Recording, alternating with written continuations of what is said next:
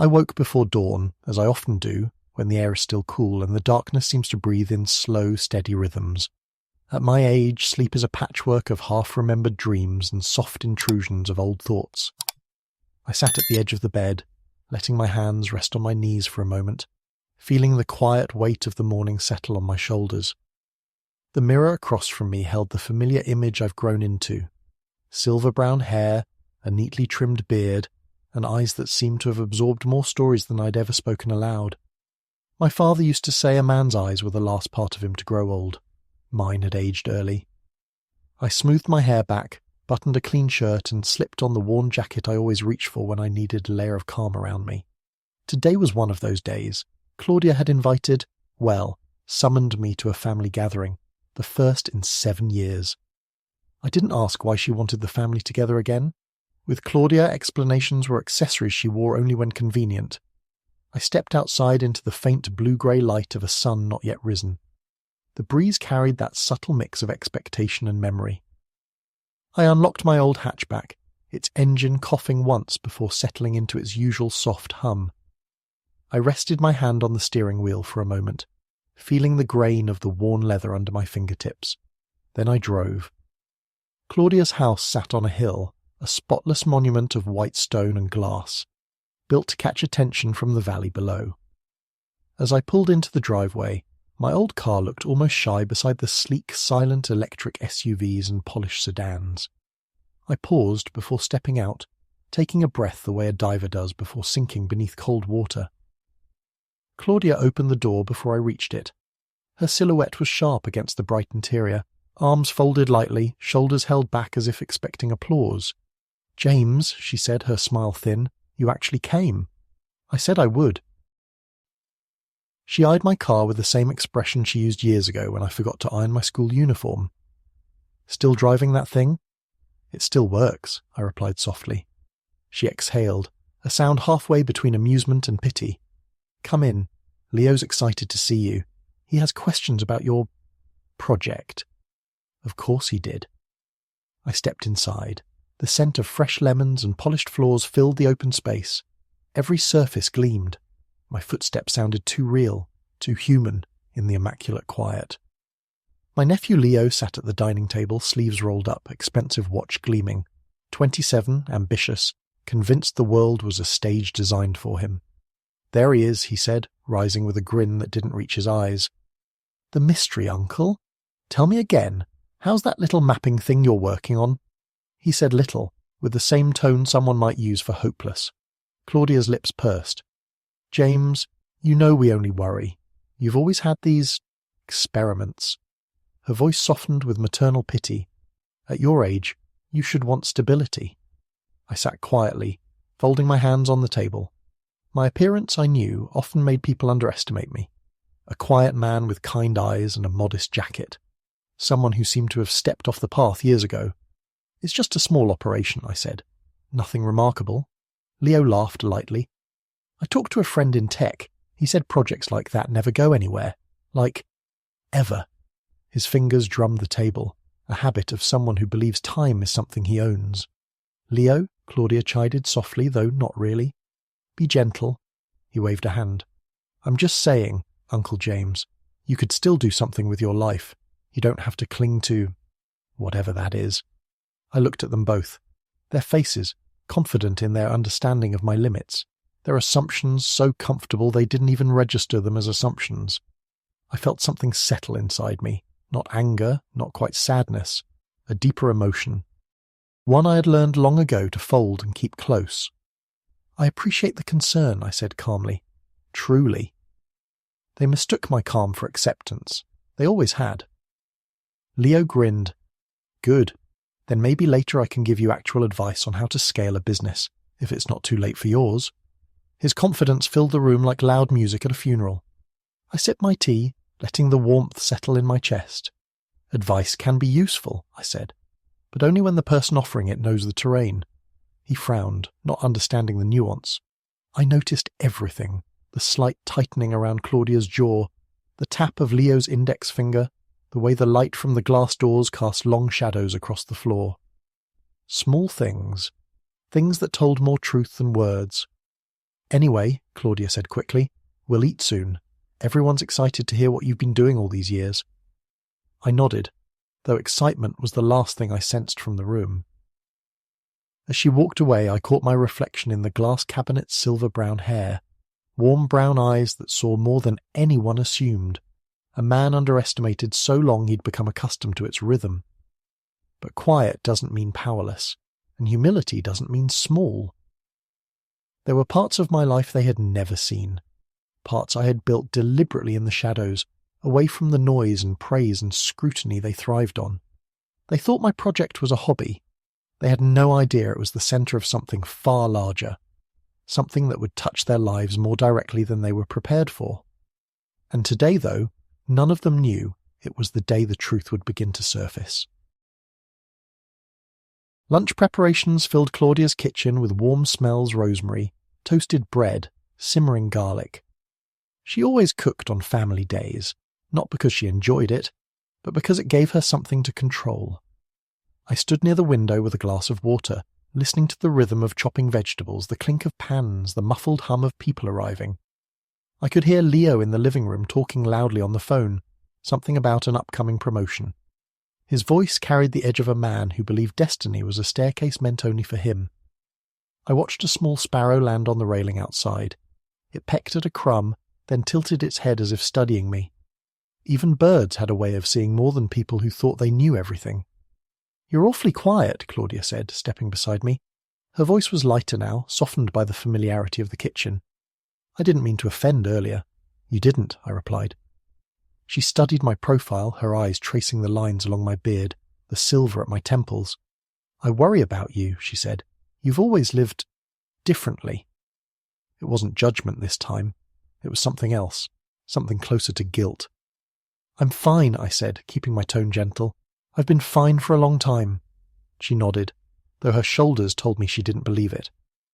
Her gaze drifted to the backyard, where our younger relatives were arriving, laughing loudly. "You know," she began hesitantly, "you were always the one we thought would become something. When you were younger, you were so bright, so driven. But after—" She trailed off, pressing her lips together. "We didn't say the word. We never did." It hovered between us like the faint smell of smoke after a fire long extinguished. I set my glass down. "Life took me somewhere different," I said softly. She looked down at the cutting board. "You never talk about those years."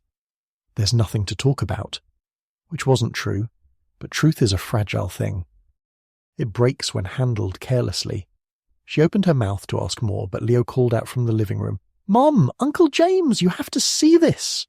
Claudia wiped her hands, relief flickering across her face. "Let's go before he starts shouting." I followed her through the hallway, my steps quiet even. The echo of my own past footsteps, harsher, faster, more desperate, shimmered in my memory, then faded as I reached the living room. Leo stood by the wall-mounted TV, a confident smile plastered on his face. "Look," he said, gesturing to the screen. "This is the company that wants to buy my division. They're huge. The tech they're building is insane." He clicked through slides of a corporate presentation. Every bullet point was familiar, every map, every diagram, every algorithmic flow, painfully recognizable. But I kept my expression still, motionless. "See this?" Leo said, pointing proudly at a global map marked with dense clusters of nodes. "This is the future of spatial intelligence. They're calling it the most advanced adaptive mapping network in the country." I felt a slow tension blooming in my chest, like someone tightening a rope. Claudia glanced at me. "Doesn't that look similar to your project, James?" Leo laughed. "Oh, come on, Mom. Uncle James draws routes for small towns. This is real infrastructure, real-scale mapping." His confidence echoed like footsteps in an empty hallway. He clicked to the next slide.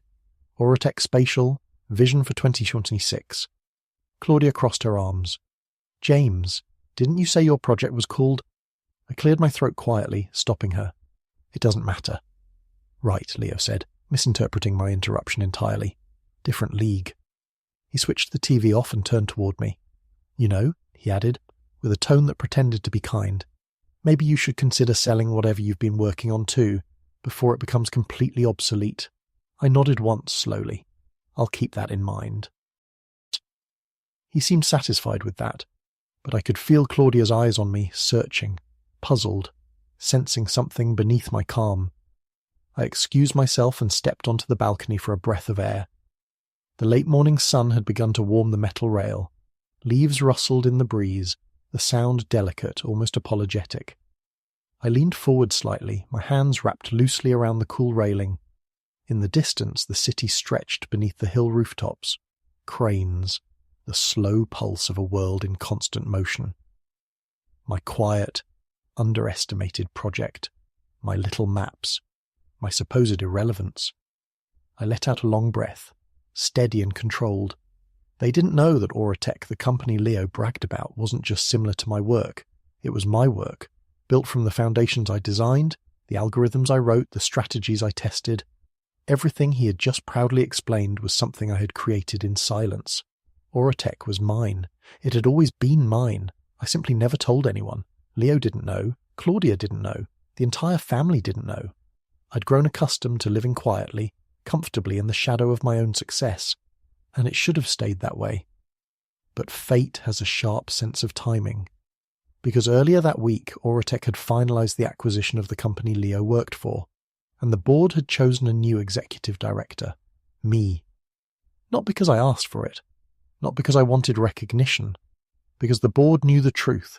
Auratech was built from my ideas, and now, for reasons I couldn't ignore anymore, I was stepping into the light, however quietly, however reluctantly. Today was the last day my family would see me as the man with a small project.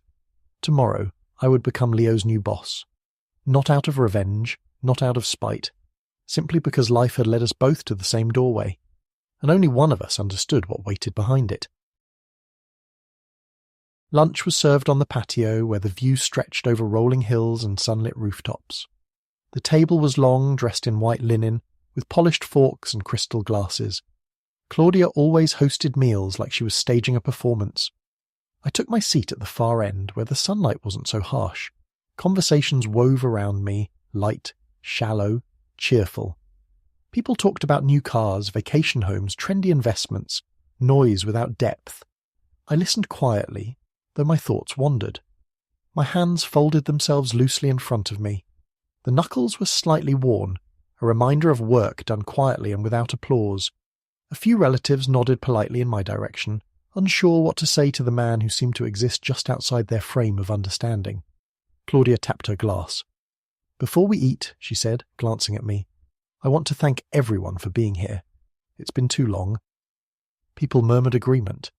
She hesitated a beat, then added, "And it means a lot that my brother James could join us today. We don't see him enough." Her tone was warm, but her eyes drifted to my old jacket, my worn shoes, the small signs of a life lived without the trappings they found reassuring. I nodded quietly.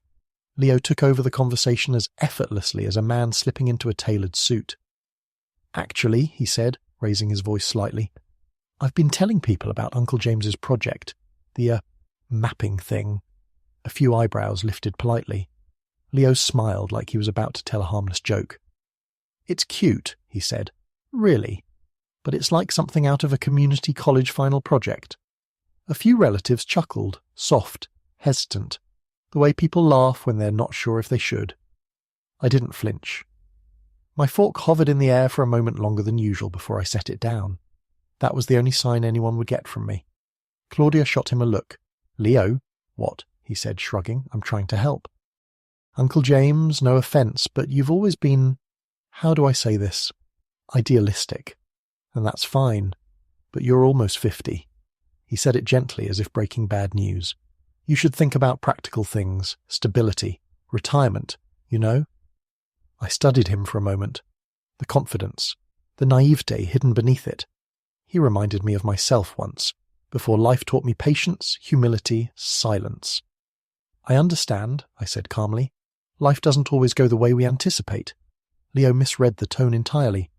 "Exactly. Yes, that's what I'm trying to say." He smirked as though proud of himself for delivering wisdom.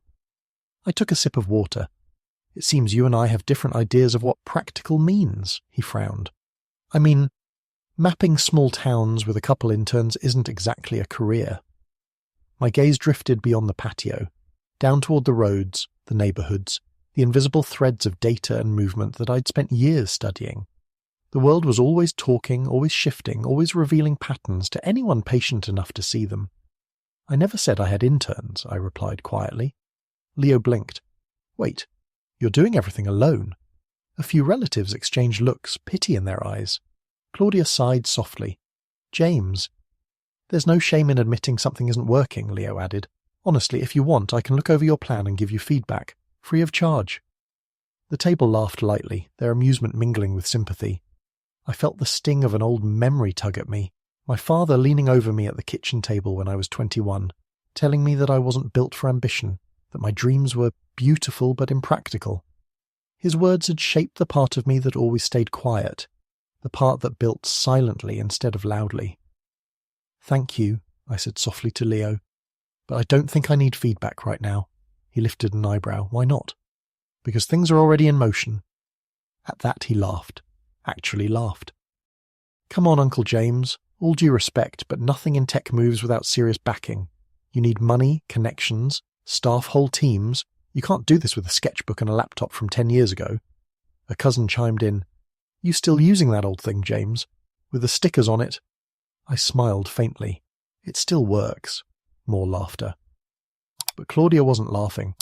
She kept glancing at me with a concern she didn't know how to verbalize, as if she sensed something was unfolding that she hadn't prepared for. Leo stabbed his salad triumphantly. Well, either way, any mapping tech you've made is about to be overshadowed. My company's being acquired by Auratech. They're building the next big thing in spatial intelligence. I met his eyes slowly. Yes, I murmured. I'm aware. He smirked. I bet you've never even met anyone from Auratech. The air shifted, not enough for anyone else to notice, but I felt it. A small thread of tension snapping. I paused, letting silence stretch just one breath longer than comfort allowed. Then, I've met a few, I said quietly. Leo snorted. Oh, investors, engineers, the board? I held his gaze, steady, calm, unblinking. Yes. The word dropped into the table like a stone into water. People glanced at one another. Leo leaned back, amused. Right. Sure. I didn't correct him. I didn't need to. The reveal wasn't meant for this table, in this moment. Not yet. The truth was already on its way to him through official channels, documents, announcements, internal memos. But sitting there, surrounded by the muted clatter of cutlery and polite laughter, I saw a shadow flicker across Claudia's face. She recognized something, not the truth, not yet, but the possibility of it, the way she used to when we were children and I hid secrets too heavy for a boy to carry. You're being vague, Leo said, grinning. I'm being patient, I replied softly. He didn't understand the distinction. How could he? He had never lived in silence long enough to learn its weight. After lunch, I excused myself from the table and walked down the stone steps into the yard. Children ran across the grass, scattering laughter like confetti. The late afternoon light cast long, warm shadows across the ground. I sat alone under the old oak tree at the edge of the property. A breeze rustled the leaves overhead, the same sound I used to fall asleep to as a boy. My phone buzzed. A message from an Auratech board member. Announcement goes live tomorrow at 9 a.m. The team is preparing internal onboarding for your new role. Congratulations again, James. I stared at the message for a long moment, letting it settle. Becoming the new executive director wasn't a victory. It wasn't revenge. It wasn't triumph. It was closure. A chapter I had written slowly, quietly, with the steadiness of a man who had run out of things to prove, but never out of things to build. I slipped the phone back into my pocket and closed my eyes. Tomorrow would rearrange many assumptions, Leo's, Claudia's, the entire family's, not because I wanted them to feel small, but because they had made themselves too big at my expense, and life has a way of returning things to scale. The afternoon stretched slow and golden, the kind of light that softens edges and exposes them all at once. I stayed beneath the oak tree longer than I meant to. The breeze carried faint laughter from the patio, drifting down the hill like echoes from a version of life I no longer belonged to. Eventually I stood and brushed the leaves from my jacket. My knees ached faintly when I straightened, another reminder of time's quiet persistence. I made my way back toward the house, but not to rejoin the group. Instead, I walked around the side of the property, finding the narrow path that led to the small garden behind Claudia's home. It was a quiet place, untouched by the performance of the main house. I knelt briefly beside the rosemary bushes, letting the scent gather around my hands. Rosemary has a way of holding memory sharp, unmistakable. When I was younger, I used to crush sprigs between my fingers before exams. The smell would steady me. Now it reminded me of something I'd forgotten, that simplicity can be a refuge. I sat on a low stone wall bordering the garden. My reflection shimmered on the windows, softened by the sunlight. Silver-brown hair stirred gently by the breeze, beard outlined in warm light, eyes steady but shadowed by something older than regret. Quiet footsteps approached behind me. I didn't turn. I recognized the gait cautious, uneven. Claudia rarely moved carefully unless she feared what she might find. "James," she said softly, "you disappeared." I needed a moment. She hesitated. "May I join you?" I nodded. She sat beside me, folding her hands in her lap. Her fingers, usually adorned with gold, were bare today. A detail most people wouldn't notice, but I did. She stared at the garden. Leo didn't mean to sound condescending. He didn't intend to sound otherwise, I said quietly. She let out a breath that sagged slightly in the middle. "He's young." "He's 27. "Exactly," she said. "Still young enough to think he understands how the world works." I tilted my head. "And you?" She smiled faintly, not a happy smile. "I'm old enough to understand that I never really knew you." I turned to her. Claudia rarely spoke in confessions. They seemed to catch in her throat like stones too heavy to swallow. "What makes you say that?" I asked. She picked a rosemary leaf, rolling it between her fingers. "When we were growing up, you always had this clarity. You saw things I didn't. You thought differently." She swallowed. After what happened with Dad, I knew I lost part of you. But I thought time would fix it." I stared out at the garden. "Time doesn't fix everything." "No," she said quietly, "but it changes what hurts." She paused. "You know, I didn't invite you today to embarrass you." "I know," she nodded, relieved. I've been thinking about you a lot lately, wondering if you're happy." She searched my face. "Are you?" The question lingered, caught between us like a fragile thread. "I'm content," I said, "and content is enough for me." But that wasn't the full truth. Contentment wasn't the feeling I carried. It was quieter than that, more complicated, like the way a scar no longer hurts, but still pulls at the skin on cold mornings. Claudia waited, but I didn't offer more. She sighed. "I just don't want Leo to push you away." A small pause. "He looks up to you more than you realize." A surprising claim. "He has a strange way of showing it," I murmured. She gave me a pained look. "I know, he's arrogant, but he listens to you, I can tell." I turned my gaze toward the house. "He'll learn."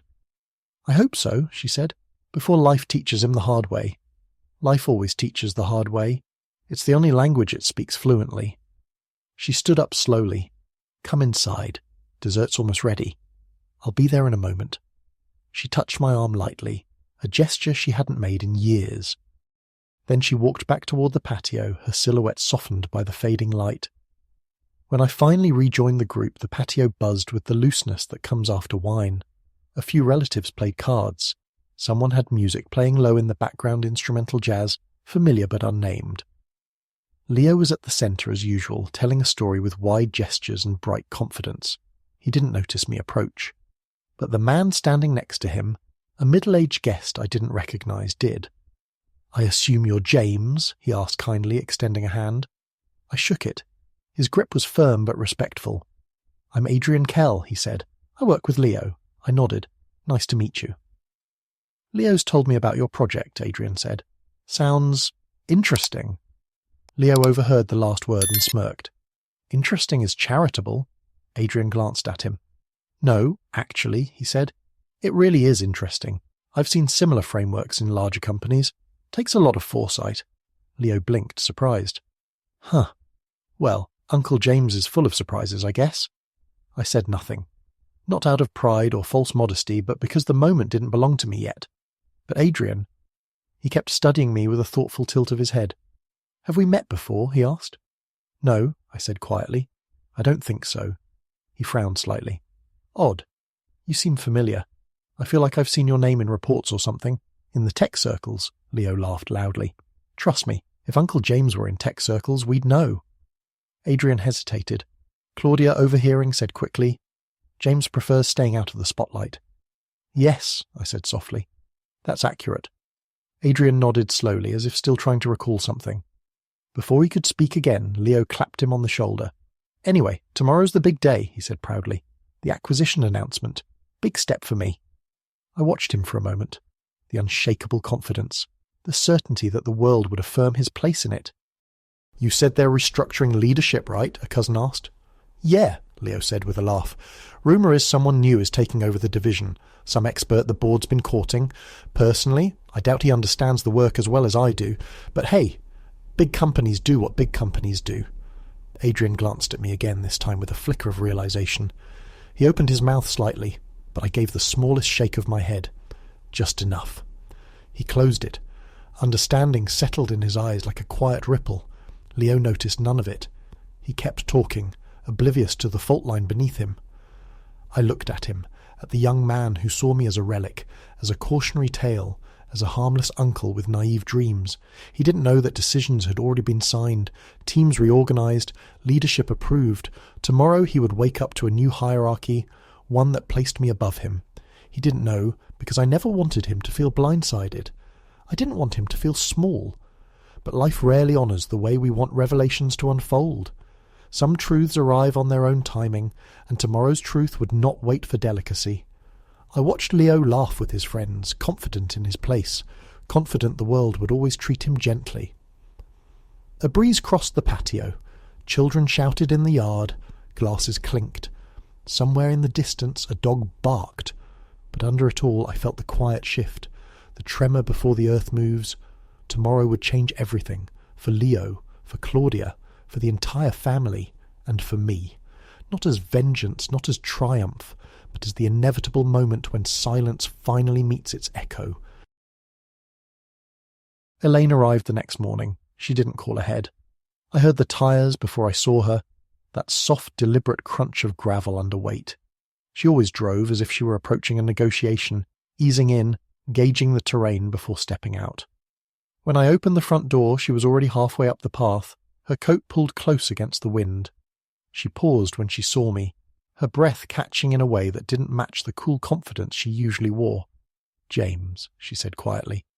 Her voice held something I hadn't heard from her in years. Uncertainty. It slipped out like a single cracked note from an otherwise perfectly tuned instrument. Elaine, I answered, stepping aside to let her in. The heat's on.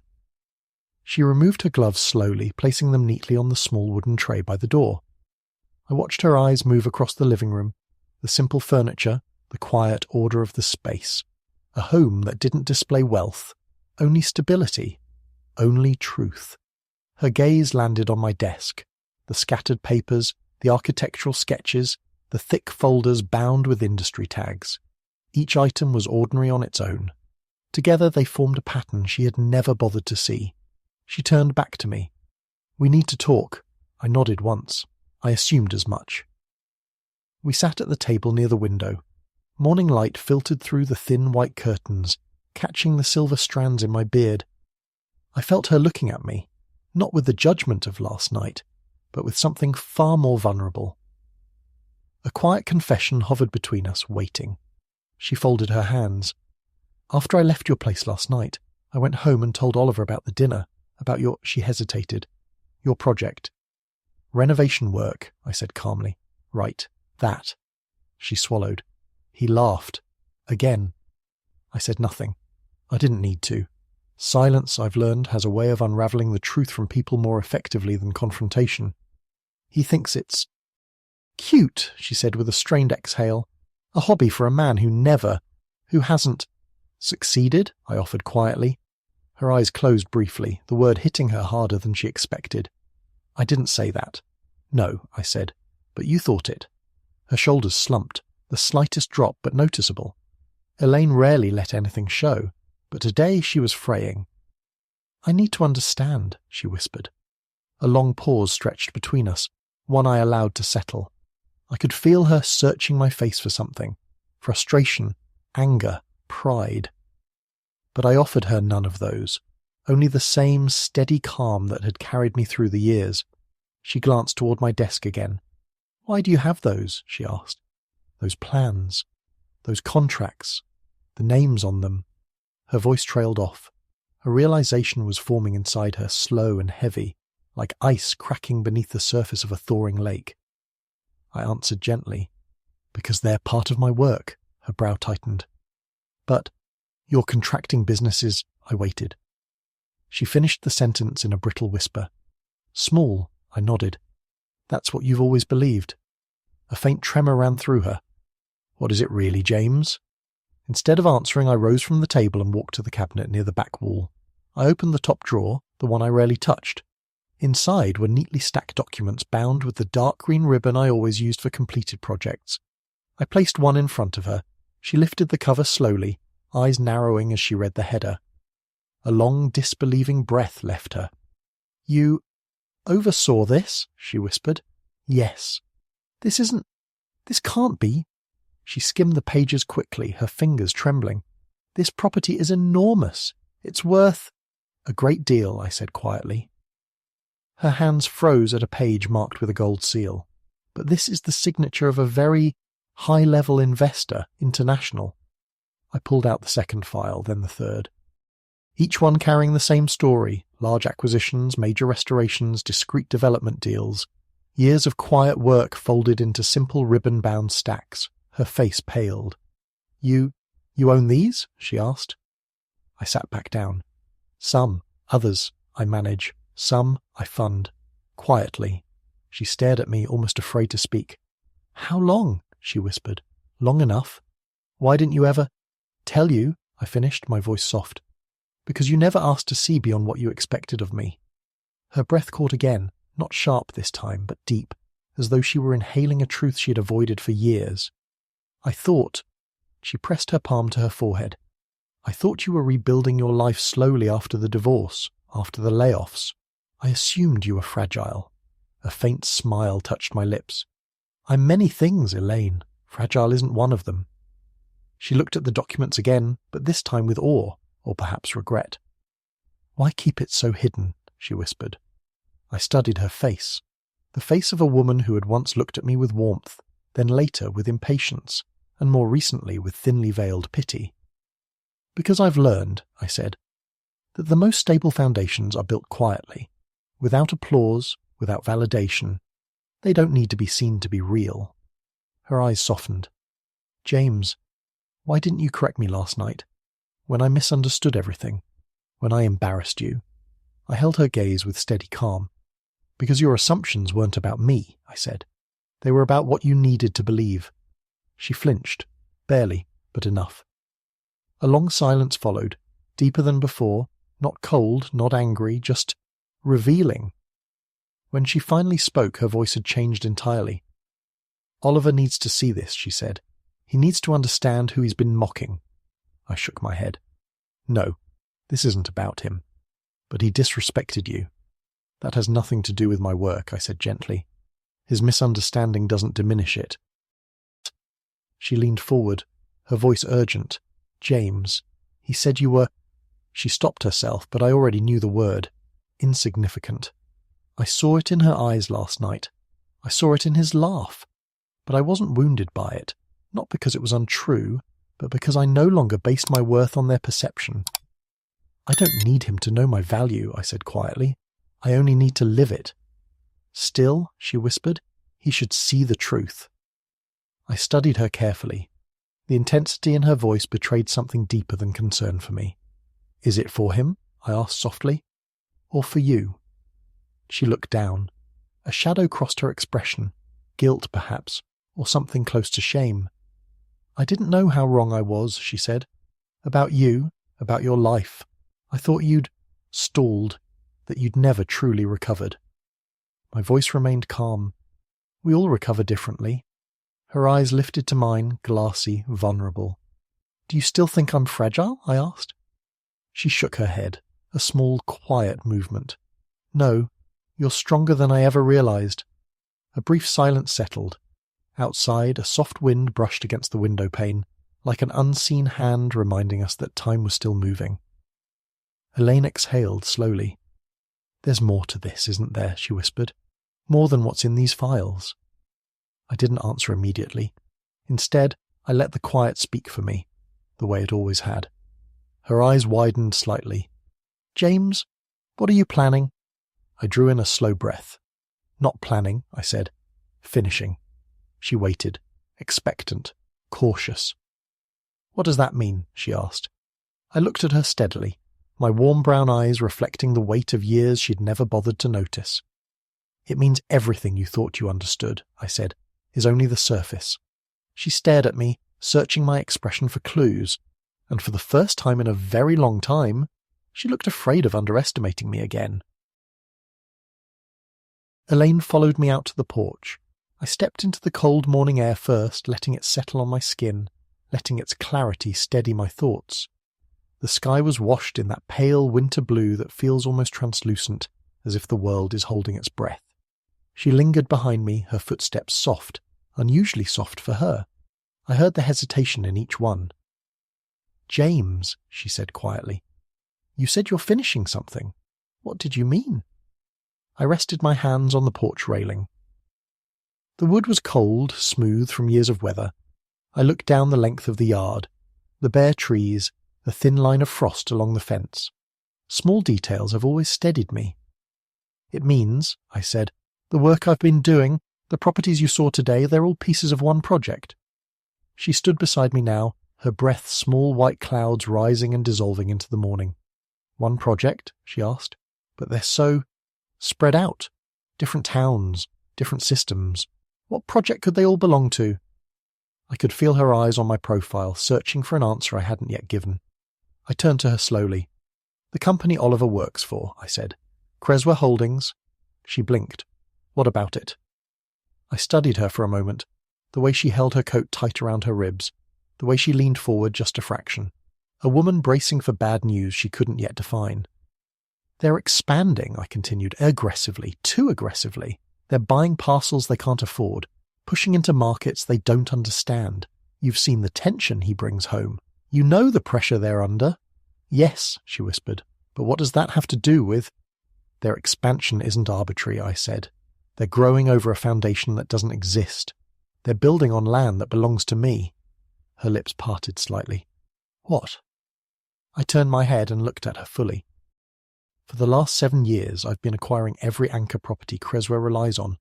The warehouses, the distribution hubs, half the storefronts in their northern sector, quietly, indirectly." She stared at me, eyes widening with every word. "They think they're leasing from small companies," I said. "Independent owners, old families, but each one leads back to me." Silence. A long, stunned silence. Elaine's voice broke through it, low, uncertain. "You control Cresware's backbone?" "Yes. But why?" she breathed. "Why do all of that in secret?" "Because people listen differently when they believe you have nothing to offer," I said. "They show you who they are, what they value, what they dismiss." She closed her eyes as if the truth itself was heavy. "And Oliver," she whispered. I looked back toward the horizon. The sunlight was growing stronger now, catching in the frost and turning it to silver. "He works in acquisitions," I said.